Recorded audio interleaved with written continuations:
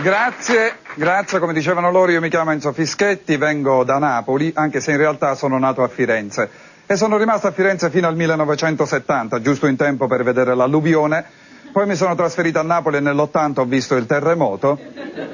Adesso io e la mia famiglia vorremmo trasferirci a Catania, sotto l'Etna, ma il sindaco non ci vuole.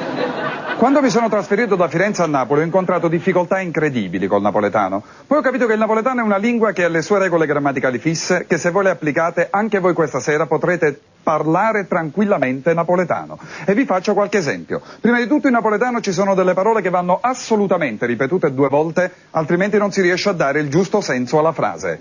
Per esempio, lentamente, chian chian. Adagio, che è molto simile, non è chian chian, ma quonce quonce. Completamente, san san. Meticolosamente, pil pil. Disteso, luong luong. Che se uno sta disteso rigidamente diventa tisic tisic. Ma difficoltà maggiori si hanno con all'ultimo momento, ngan ngan, e di nascosto, aum aum. Poi ci sono gli avverbi di tempo. Adesso, mo. In questo momento, mo. Basta ripeterlo 2 volte. Io poi venivo da Firenze e dovevo capire che mo era in questo momento. Ma la stessa regola vale anche per il passato. Allora, tan. In quel momento, tan tan. Poi... Grazie.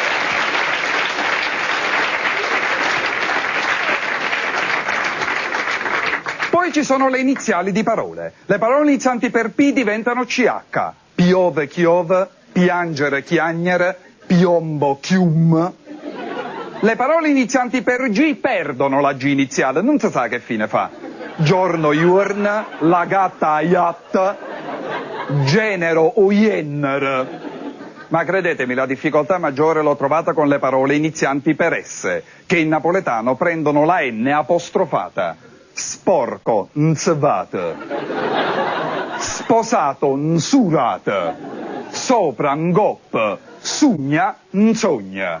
Poi il bello del napoletano è che è il verbo eccere, un verbo unico al mondo che si coniuga proprio, a seconda se una persona sta vicina o lontana, a seconda se è singolare o plurale. All'indicativo presente il verbo eccere fa oiccanno, il loco, il lan, e biccan e biglioche e billan. E una volta un amico mio disse per la strada di Pavia, pago io, disse Pavia e Pavia, Pavia. Si capì solo lui perché per me era Pavia al cubo. Ma... Grazie. Poi il napoletano ha una capacità di sintesi eccezionale. A volte una, massimo 2 parole riescono a concretizzare concetti che in italiano sono lunghissimi. La lettera E da sola significa devi, le ha ferni, la devi smettere. La lettera I da sola significa andare, ce ne volim mi, ce ne vogliamo andare. Oppure per esempio scoprire frequentazioni comuni dopo un lungo periodo di tempo, asci appariente.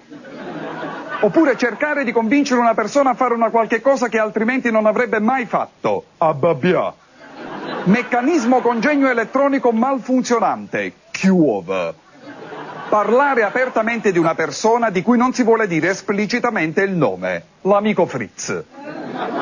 Ma chiudo definitivamente con quella che per me è stata la difficoltà maggiore, gli aggettivi possessivi mio, tuo, suo, che in napoletano si mettono soltanto l'iniziale alla fine della parola stessa.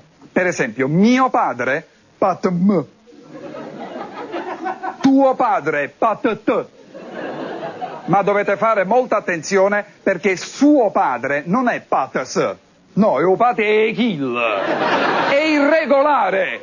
Grazie.